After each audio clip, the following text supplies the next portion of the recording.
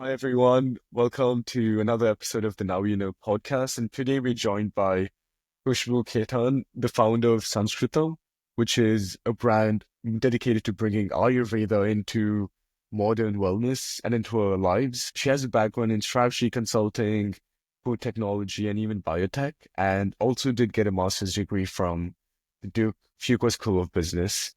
And Khushbu, blends business expertise with, her passion for health into this one idea. And we'll definitely dive into her journey from school to corporate to entrepreneurship, her, perspectives on the growing Ayurvedic industry in India, and even how Sanskritam is redefining wellness. So yeah, we're super happy to have you on, Khushbu. If you want to quickly, tell us about yourself and maybe a little bit of your journey, I think that would be great. Okay. Hi everyone, my name is Khushbu. I was born, brought up, everything in India, and I'm a fellow Dukey, and I'm so excited to be here and engage in this amazing conversation about business, entrepreneurship, and all the things that have gotten me where I am. So yeah, let's dive right into it. I can start off by telling something about myself. So I was born in Gujarat, which is a part of India itself. And soon after that, I moved to Punjab, where my father got a opportunity to start his own family business in the steel industry. And that is where like everything about entrepreneurship stemmed for me. I'm right now currently located in Punjab itself. I was in the Duke University. I was a graduate. I did my master's and graduated in 2022. And I worked in New York as a strategy consultant for 1.5 years. And I recently moved back, like a year back to India to get back into my family businesses and start my journey of entrepreneurship. And yes, let's talk about it. No, I think that's great, Kishore. Yeah, no, yeah, I think you already summarized a lot of things, in a couple of sentences. But no, yeah, totally excited to just learn more about you and everything. Yeah, I think maybe just going back to a little bit about your early life and just your career and like maybe what shaped you to who you are today. I guess just curious. I know you studied food technology and processing at Punjab University. I'm just curious. Was like how was that experience and like what did you like how did that experience develop who you are today? And maybe it was Ayurveda or something in the back of your mind even then. I'm just curious about. Okay, so if I dive right back to where it started, so when we moved back to Punjab, I at a very recent age or like at a very early age, I went to all girls boarding school where I spent most of my high school and major part of my schooling. And it was a beautiful school surrounded by mountains in the middle of a valley. And we were a bunch of 500 girls. And I think that was my first ever exposure to a very diverse and a very multicultural space. Because if you know India, India is it's a land of culture, and every state has its own dialect, it has its own culture, it has its own food and religion. So we had girls from all over the country in one particular space. So I had my best time in the boarding school. Right after boarding school, I went for my undergrad and did my engineering in food technology. I think my journey in entrepreneurship started in my undergrad at Punjab University, not through my engineering, but I was a part of this social entrepreneurial group by the name of Enactus, which is also a global club, not just an Indian club, where what we did was we built business models for the underprivileged community. They were our stakeholders, and we built these business models for them so that they, at the end of the day, become entrepreneurs and we exit out of it so that it's a sustainable cycle. So, and for the better half of my 4 years, literally, I immersed myself into this experience, which was life changing for me because that is where my passion for problem solving, entrepreneurship, understanding problems, not just, I would say, at a higher income level, but also people who are like at a lower income level and understanding what their struggles are and how we can create solutions for them. I think I absolutely enjoyed my time in Enactus. I also launched almost 4 projects when I was a part of it. right after my undergrad, COVID happened. So we were stuck at home for 1.5 years. Yeah. And I think that is where Sanskritam generated. So if I give you a little bit about my background and my parents, my father is an industrialist and my Yeah. mother is an Ayurvedic doctor. Okay. So Ayurveda has been a part of my Mhm. life because I have grown in a Ayurvedic household and also business household, Yeah. being surrounded by steel, two polar opposite topics, Ayurveda and steel. So very different mix Yeah. in my family. Yeah. It's like parents talk Yeah. one You also telling definitely had interesting conversations. very interesting conversation. I think it was a full debate about our life from the very start because it was such Yeah. polar opposite things. But it was fun.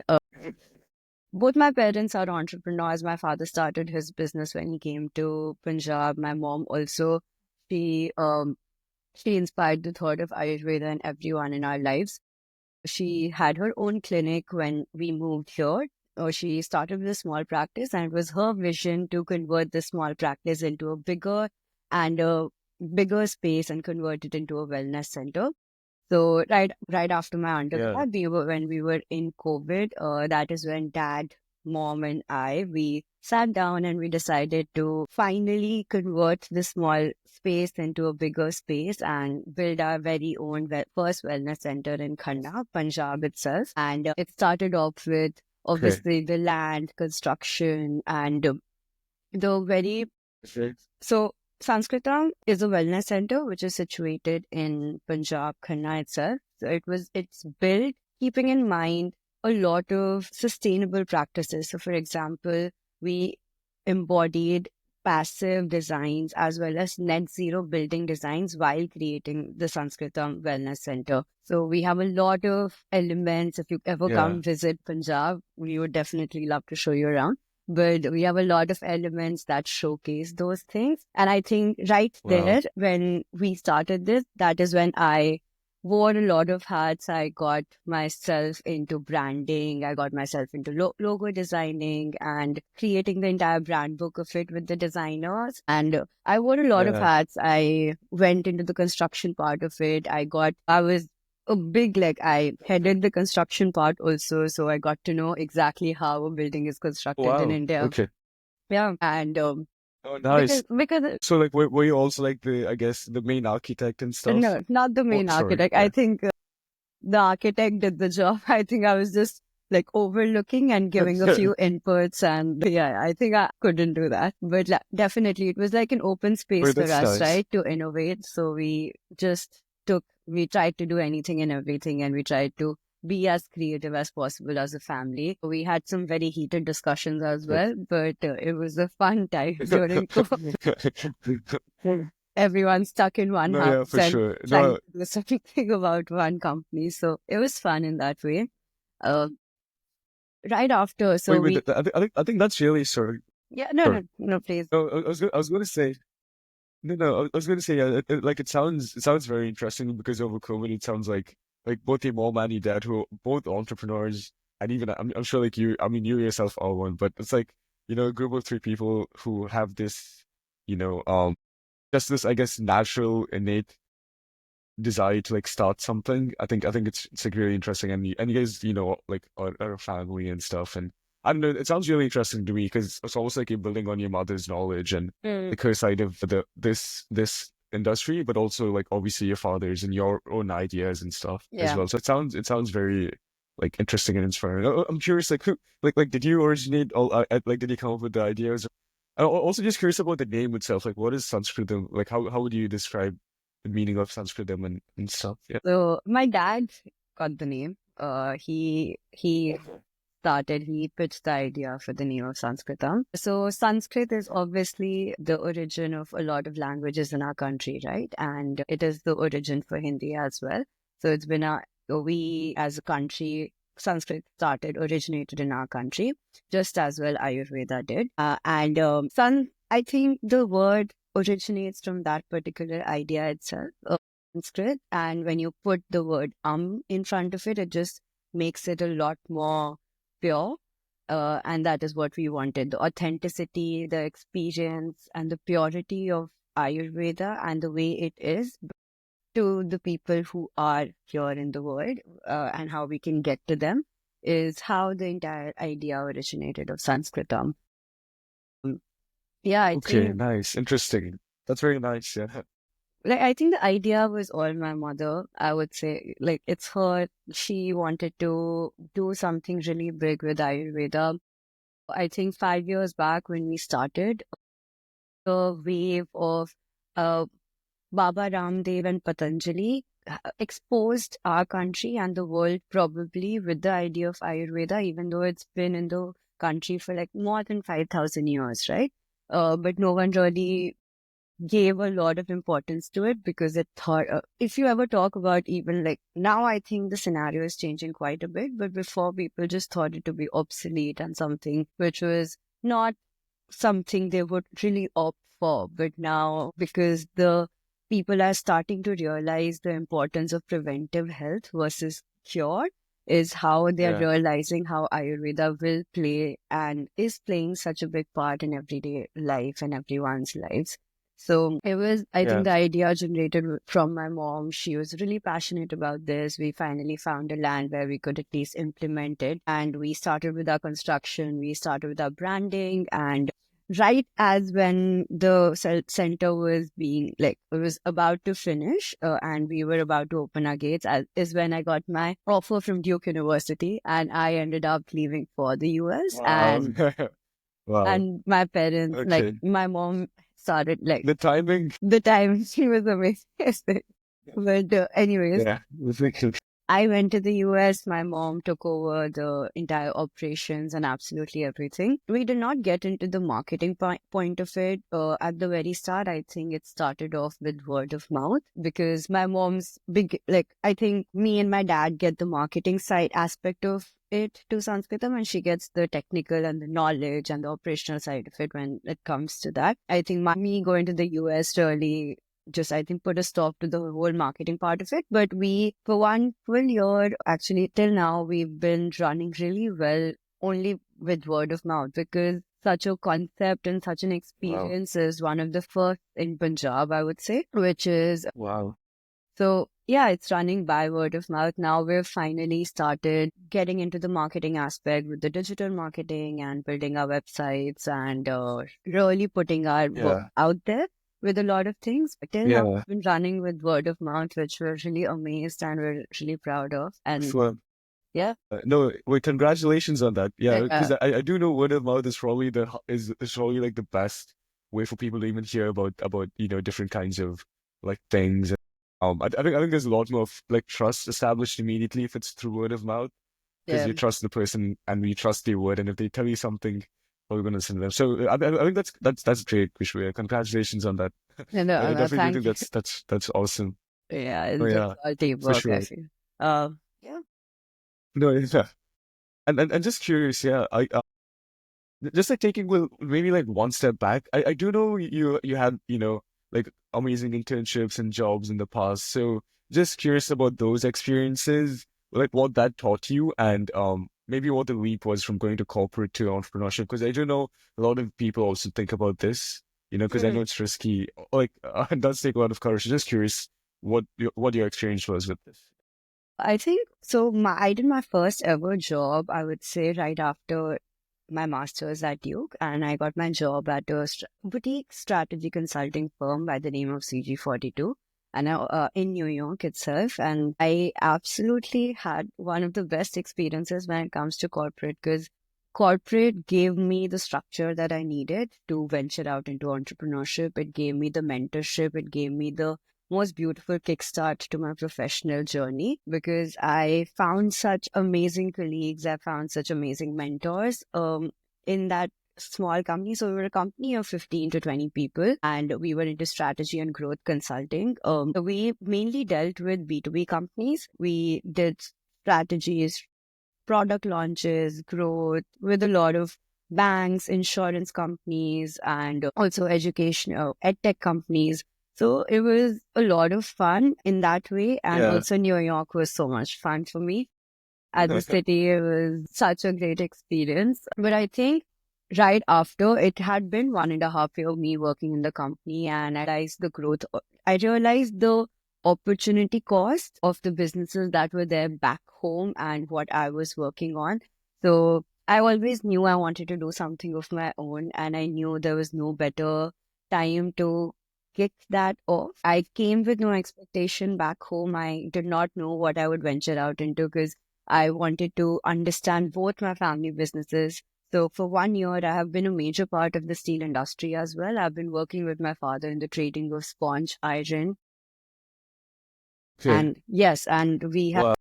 we also manufacture steel. So I've Yeah. really concentrated on understanding what that industry is and how I can learn from that. And alongside Wow. also helped my mom with the Sanskritam journey.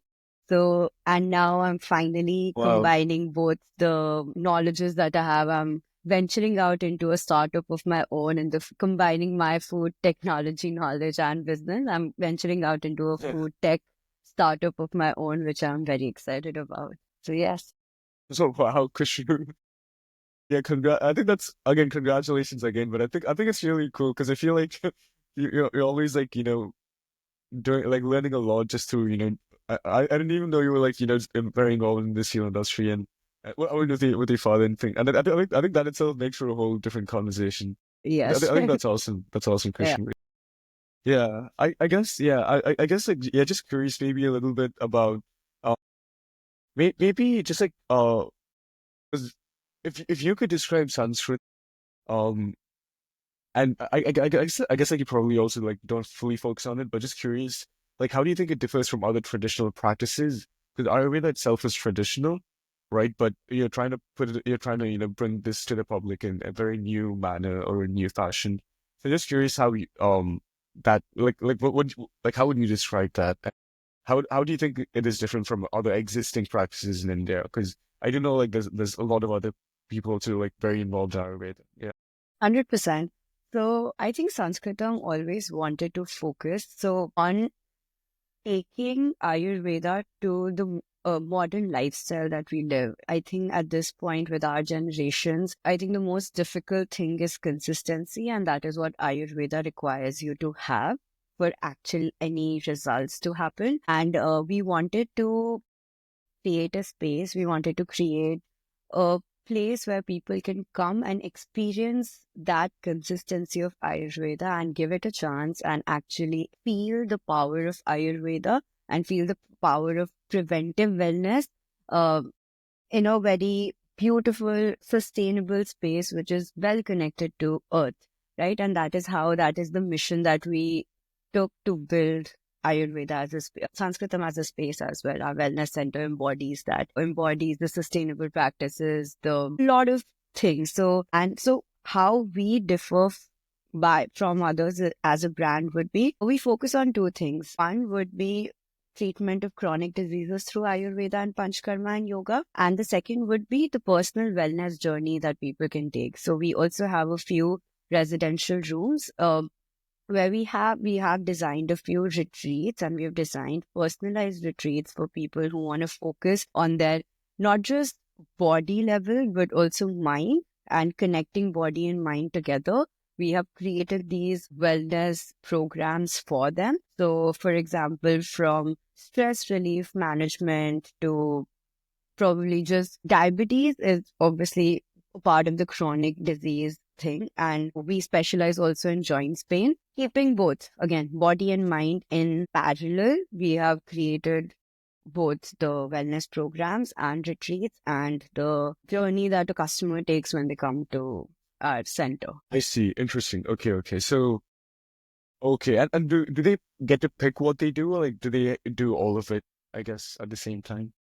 Obviously, so it depends from what's the reason that they're coming or seeking out for wellness.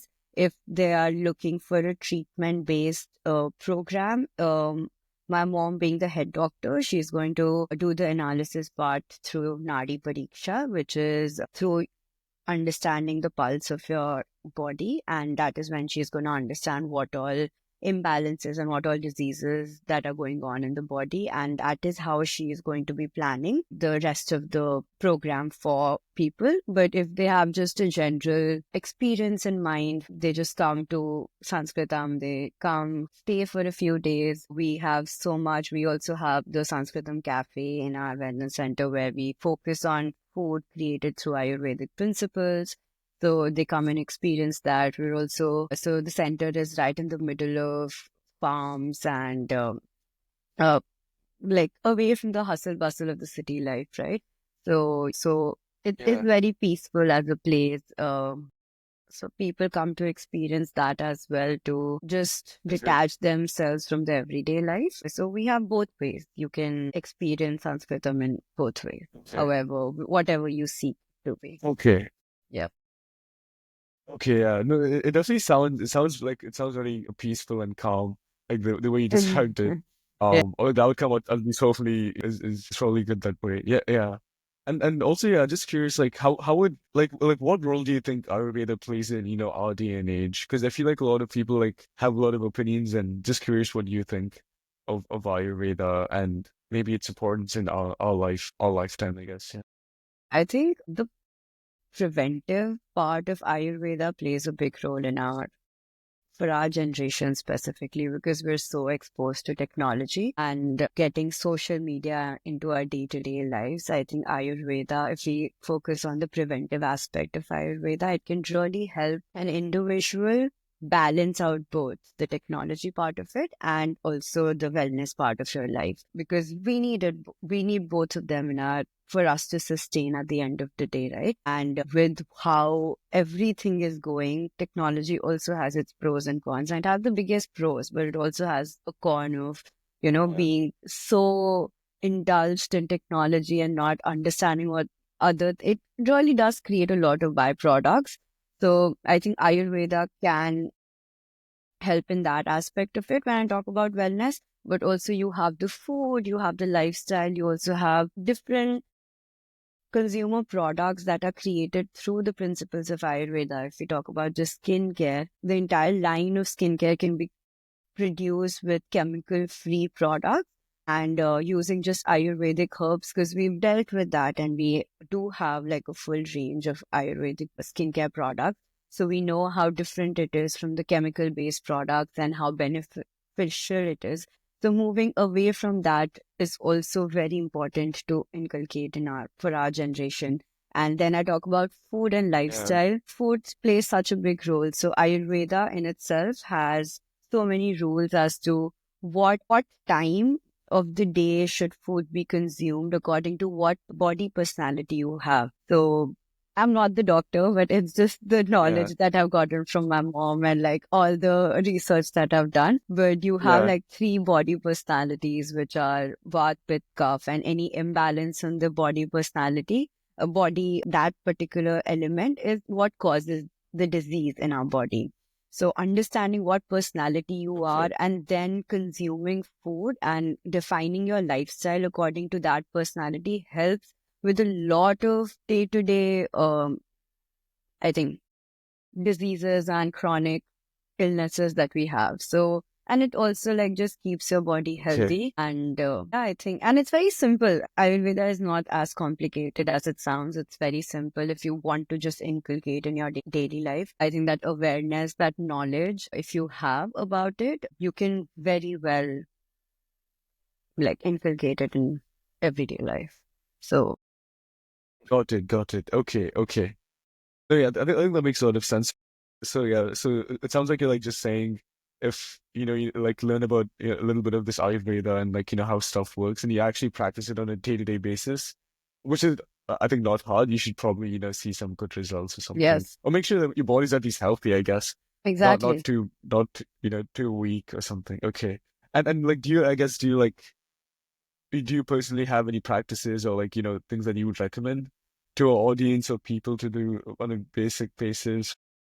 So I think food and lifestyle is the main part to indulge in. Food specifically, because it really um, has a hold on a lot of things when it comes to our body. Understanding what type of personality you are, and then actually creating a day-to-day lifestyle for yourself, understanding what food types really benefit your body and what food types do not. You also have obviously the seasonal foods which are inculcated and which can be inculcated in your life according to the Ayurvedic principles, and what types of foods should be consumed in what month of what year is. These are like very simple things that can be easily implemented in your day-to-day life. So through food, through skincare products, through just lifestyle choices, Ayurveda can be implemented in your day-to-day life very simply. Okay.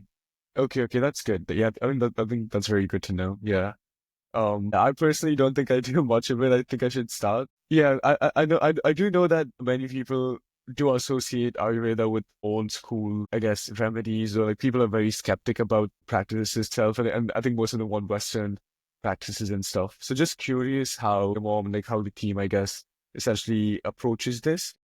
Yeah, I think Ayurveda is not about replacing the modern medicine at all. Again, the focus is more on the preventive health. We do not change minds by um, telling them or educating them. I think it's more of creating an experience for them, and they themselves feel the change in 1 week or probably 15 days. And then that is how we retain the customers, and that is how we know that the customer is going to come back because they will be satisfied with the experience they get at our wellness center, and the change that their body goes through, the satisfaction you get after going through the program is what makes them come back and get the belief of, okay, we should be inculcating this particular practice in our everyday life through these many factors. So I think that's what we've tried to build, that experience for them, for everyday customer to come and get. Okay. No, I think that makes a lot of sense. Yeah. It's like one of those things where the more you learn about it, I think the more questions you have, but also like the more you come to appreciate it. Just because it's very like at least when I read about Ayurveda and stuff, like it takes me way back in time. And I think it's very interesting to see how it actually did. Well, people are actually using it in their day-to-day lives a lot, and even today. And I'm not sure if it's a substitute, but it definitely is, I guess, a complement to people's, usual lifestyle and even medicine and stuff.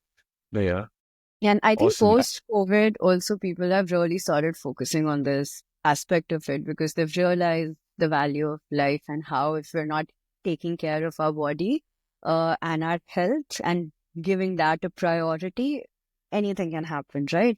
So I think people started becoming more aware about this medicine right after COVID, and that entire wave of preventive wellness started. And right now, India themselves we're on such a big wave in Ayurveda because people are spending on themselves versus anything else, and people are spending on things that value them. So, and that is where wellness retreats and wellness products come into picture.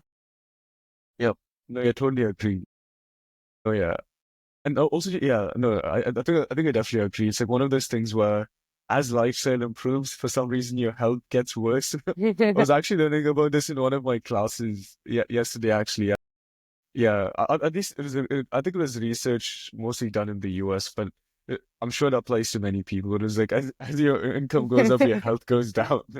Um, which is very, it's true. Yeah, I think the more money you have, the more you start taking things for granted, probably, I would say. But also that awareness about it. I think both sides, you have some people doing that, but you also have some people finding more resources and finding more time to take care of their own health, which is pretty amazing. And also with work, with money comes a lot of dedication to what you're doing in terms of a professional life, which sometimes takes a toll on your personal and your health life. And a lot of wellness centers are sprouting in India to take care of that aspect itself. People have started going for, instead of taking a vacation, they are switching to taking retreats in India.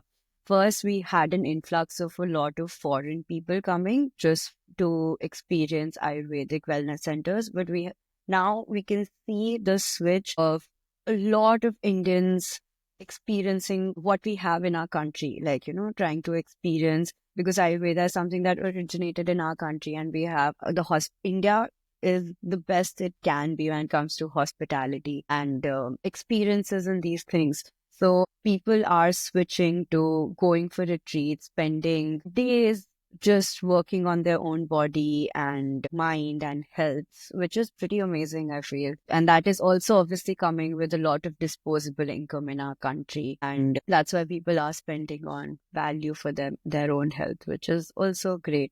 I think that Yeah, wave no, yeah, in our country is there right now. It's the best it can be. for sure. Yeah, no, yeah. I think it's about time Yeah, it is people definitely. actually do appreciate it. Yeah. Um, no, yeah, because it's always like it's always like one of those things where you're always looking for something else. But like, okay, the grass is green on the other side, Correct. and stuff, and then you start appreciating, stuff that's actually around you itself a lot more. But yeah, 100%. no, I think yeah, No, actually, now India is on that peak at this point where Make in India, homegrown brands, Indian grown brands, whether it comes to fashion, comes to health, when it comes to food, we're all just trying to consume what is created in our own country rather than being yeah, inspired by the West, which is just absolutely amazing for startups, and such a great opportunity to start companies and grow them. And for sure. with everything that's happening with quick commerce in our country, we have the facility to provide it to the consumer at a very fast pace than it was a few years before. So I think For it's at an sure. amazing landscape, and it's so Oh much yeah. fun to be in India right now. Yeah. No, yeah, for sure. And yeah, also I do know that the personal care and beauty segment is also one of Ayurveda's fastest growing segments of the market itself.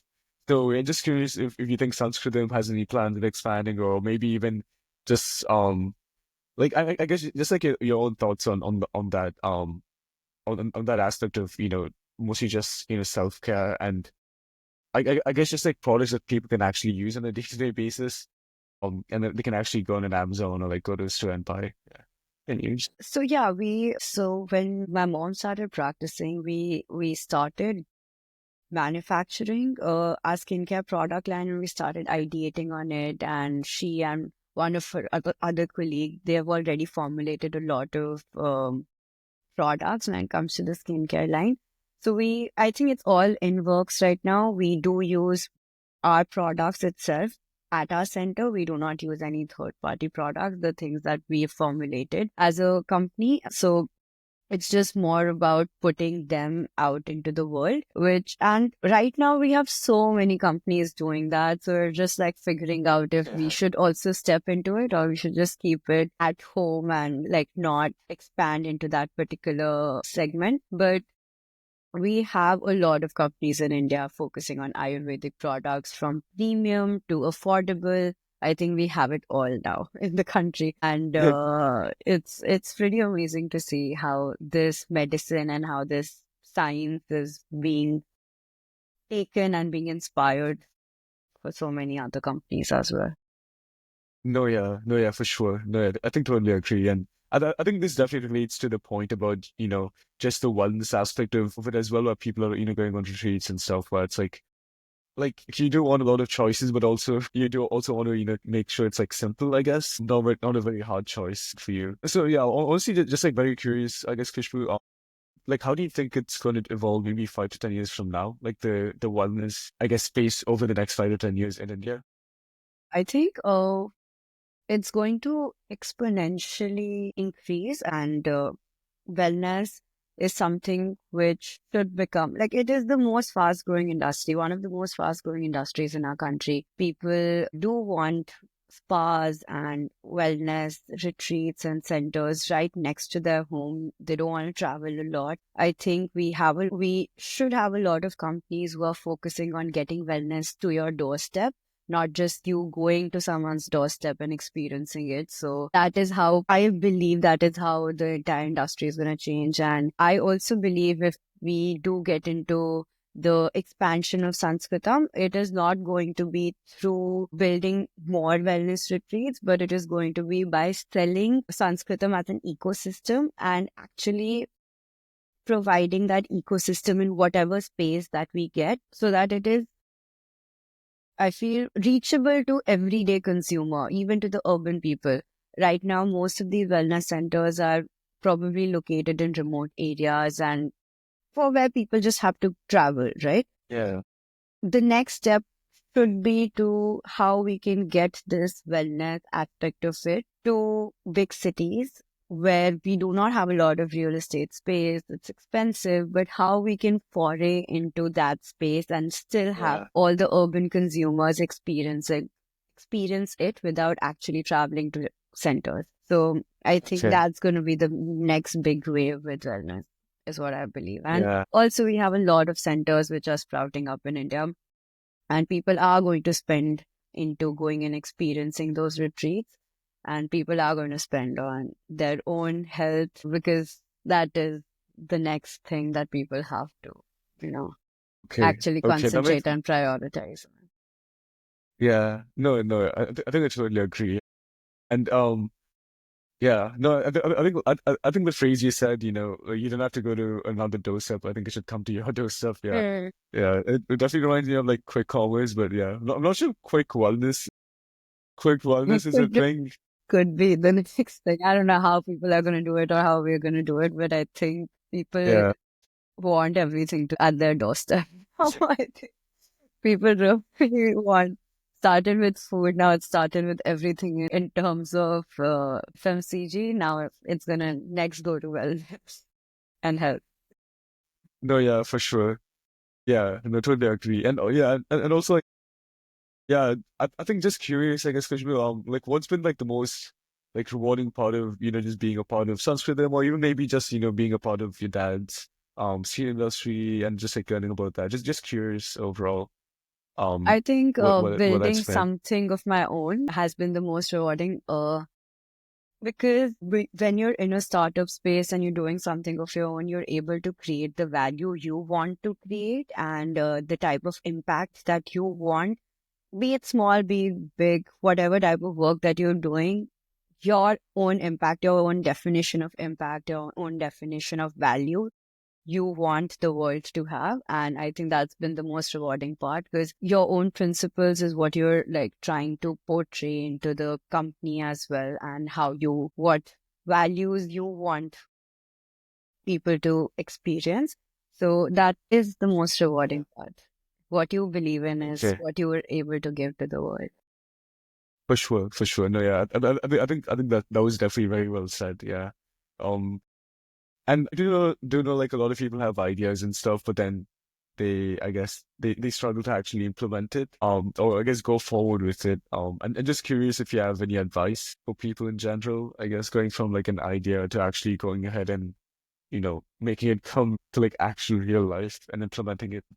I think what I've learned in this 1 year is idea is just 1% of your startup journey. 99% of it is execution. So not spending a lot of time on the ideation part of it, but actually making it an action would be something what I believe in. And execution is the main thing. A good idea can turn into a unsuccessful startup, but because of the execution, and a bad idea can also turn into a successful startup because of its execution, right? So I think idea is not the main thing. You start with one particular idea, and at the end of the day, when you build your own company, just it becomes something else altogether. So not to be too stringent about what you started off with or what your idea is, and be always open to pivoting into whatever the journey takes you into and just executing it, just making it actionable, making all your thoughts and your research and your idea action into actionable form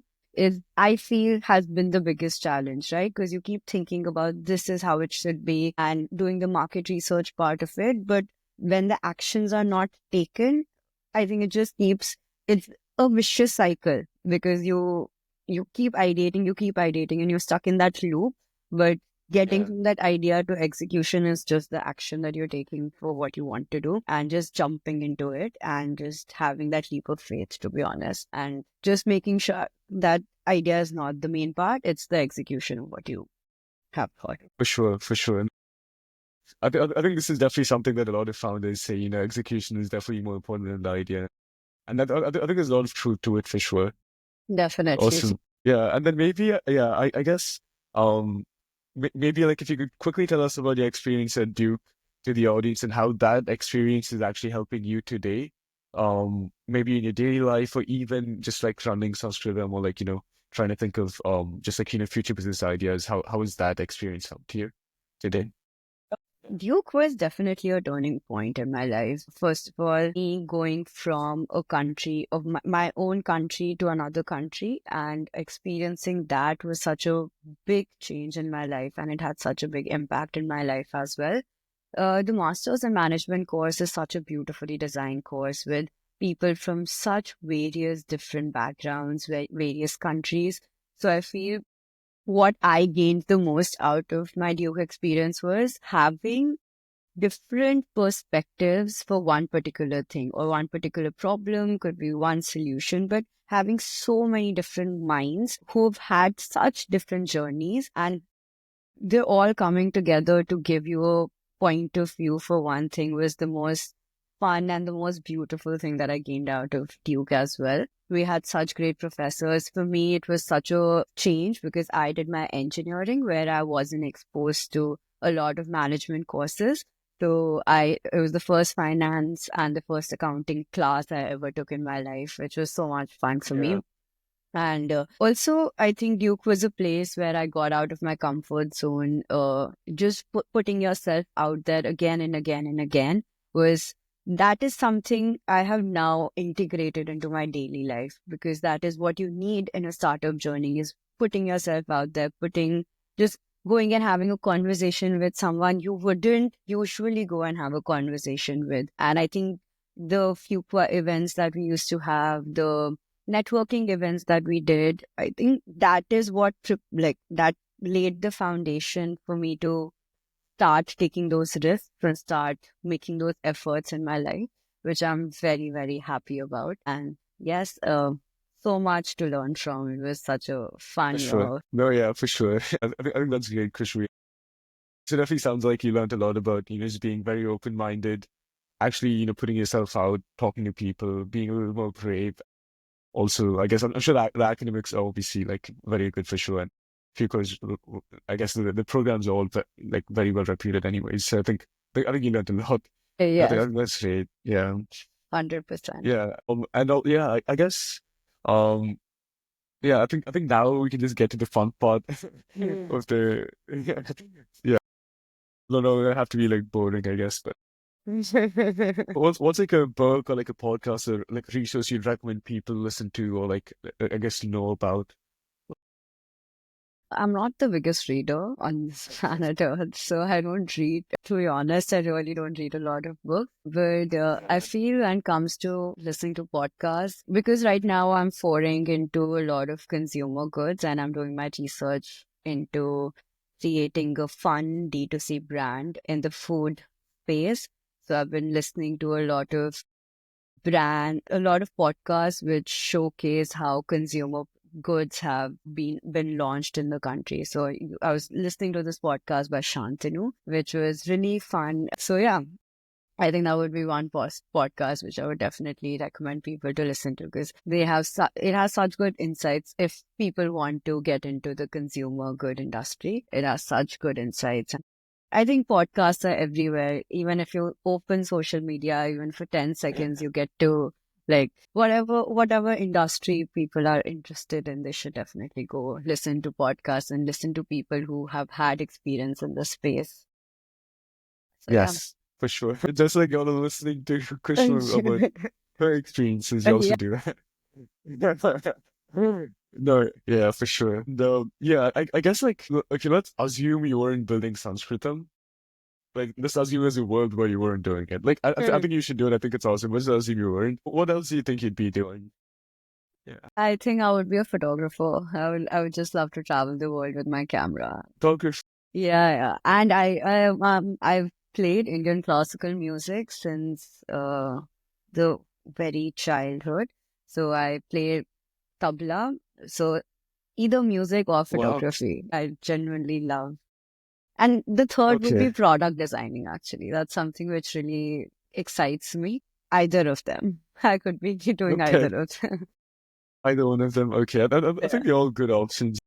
Yeah. That's actually really cool that you can play the tabla. So are you like Yeah. like an expert or like a pro No, playing I it? wouldn't say I'm a pro, but I played tabla for 8 years of my life. So it's Okay. like muscle Wait, memory. that makes you a pro. Yeah, that's No, muscle it memory. really doesn't. It doesn't. You need to practice to become a pro. I don't think so. I've been practicing that thing. But Okay, yeah. nice. Wait, I think that's really cool. And I guess yeah. Maybe I guess just to like close off. Also, don't I know I don't want to like waste any of your time, but just yeah, like And yeah, like if you have any, I guess like final parting advice to I don't think so. I'm the best person to take. I think my journey is just kicking off, to be honest. yeah. But what I've learned is, I don't know, just have fun while you're doing what you're doing and just be passionate about what you're doing because passion is what's going to keep everything alive. And yeah, you just have to Wow. be, it can be absolutely anything. It doesn't have to be a startup or like a corporate job. It Yeah. just could be anything. You just should be passionate about something to wake up to every single day.